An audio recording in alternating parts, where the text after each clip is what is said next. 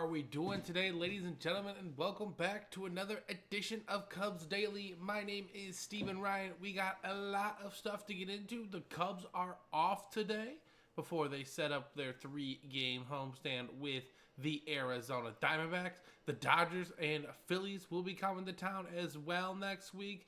So the Cubs are almost done with this brutal part of the schedule, but we're going to talk more about Matt Shaw. We're going to talk about the resurgence of Pete Crow Armstrong and much more. So I appreciate everyone who is tuned into the videos.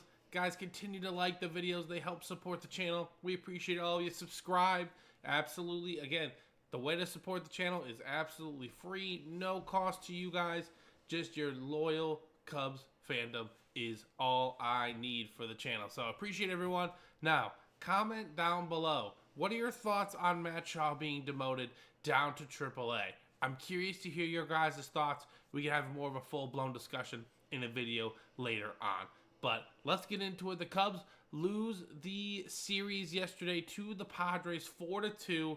Offense was just basically non-existent. Matt Boyd did all that he could, ladies and gentlemen. He did give up a couple runs, but again, went 5 or 6 innings. He did his job.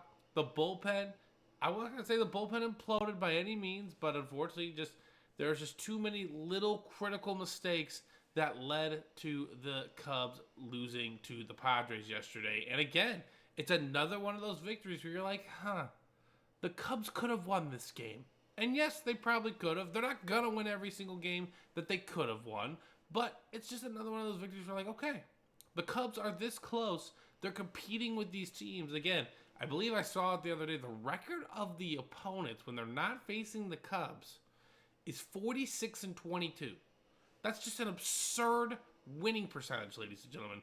The Cubs are facing the best that the National League has to offer. The Rangers are supposed to be a threat to go back to the World Series, and the Cubs are a few games above 500. So if you would have asked me at the beginning of the year when I saw this part of the schedule and said, hey, where are the Cubs sitting after this? And we're, 12-10, 12-9? You're like, yeah, that's a good deal. So again, you're not going to win every series. But again, can the Cubs bounce back this weekend against Arizona and take 2 or 3 from them and get back on the winning track? That's what I hope to see. Again, the injury news to Steele does not help us whatsoever, and we'll get more into the pitching matchups here in a little bit. But let's talk about some of those moves the Cubs made the other day, right? They brought up Vidal Brujan. They took him off the IL, and they moved Matt Shaw on down to AAA. And I want to hear what you guys think. Do you guys think this is the correct move for the youngster? I personally agree with the move, okay? Matt Shaw, I think he came up for a month. He got some good big league experience. He traveled with the team to Japan. I think he understands what needs to be done. He understands the assignment now. He needs to go down. I think he needs to kind of quicken up his swing a little bit. He's kind of got an interesting stance. I don't want to change all too much of it because, again, the young man hit very well at every level that he's ever played at. So I can't imagine him not figuring out the big leagues. But again, it's the show, right? It's the big leagues.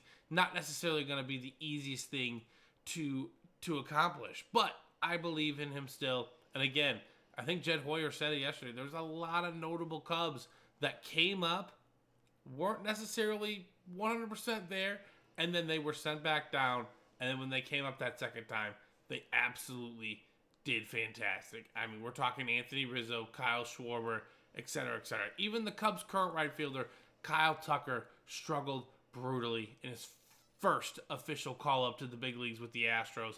They sent him back down, and then when they called him back up, he began developing into an all-world right fielder with absolutely fantastic hitting tools, the whole 9 yards. So, again, I don't like seeing it. I don't like having to send a guy down. I love when they get their reps at the big league level. But I think it's time for Vidal Brujan and John Birdie to get some shine, to develop, to hopefully maybe they can become more of a contributing member of this team. And Matt Shaw can go down to the AAA, and that team is loaded, by the way. They just got done dropping 20 runs yesterday. But he can go down there, get his confidence back, and start figuring out what he needs to do with his swing so that he's ready to compete in every at-bat at the major league level. So that's how I see it. I'm not going to overreact. Now, if he comes back up and he continues to struggle, there might be some cause for concern. But again, his first full year in the big leagues, it's really tough for me to overreact to that because naturally, ladies and gentlemen, you're just going to struggle. Speaking of that, real quick before we get to Pete Crow Armstrong, here's one thing about Matt Shaw. We know he can play third base. He's done a fantastic job. Of course, there's a few errors, but the defensive side of the ball, I'm not all too concerned about. It's about going down to the minor leagues and getting his bat right. Now, speaking of young men who struggled their rookie year, let's talk about Pete Crow Armstrong, ladies and gentlemen. He hit .237 his rookie year. It wasn't, all sunshine and rainbows. He had his moments, though, right? That's what you like to see from these young guys. You're like, okay, these guys have good moments in them, especially once they're struggling. But Pete Crow Armstrong is resurging. He's beginning to flourish at the plate. He's hit 3 home runs this week, 2 on Sunday night against the Dodgers, 1 yesterday against the Padres. He's starting to hit the ball well. He had a 3-hit game on Sunday, and I believe a 2-hit game on Tuesday in the Cubs win. So again, once Pete Crow Armstrong gets on, he's stealing bases, ladies and gentlemen. That is exactly what I like to see from this side of the ball. I saw him bunt for a base hit as well, or bunt to run in. Either way, Pete Crow Armstrong has all the tools to be a superstar at this level. I'm just enjoying watching him mature and flourish at the plate. Again, hitting well above 300 on this trip. That batting average is beginning to soar, and that slugging and on base is also beginning to rise. So if Pete Crow Armstrong can develop any form of offensive ability, he's going to be a 6 WAR player. He's already almost at 1, and it's the 17th of April.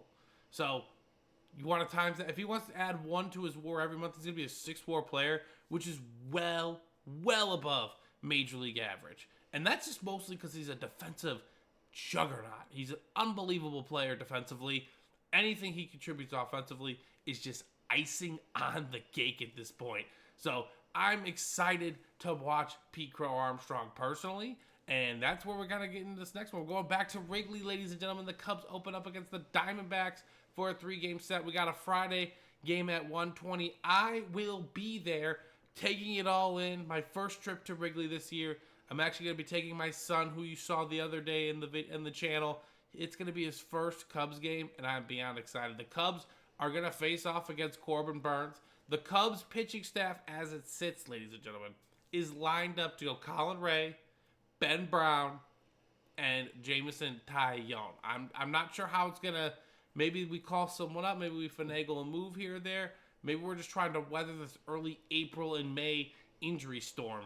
But those are the 3 that are set up against the Diamondbacks. The Diamondbacks are going to be throwing Corbin Burnes against us on Friday, Zach Gallen, and Merrill Kelly.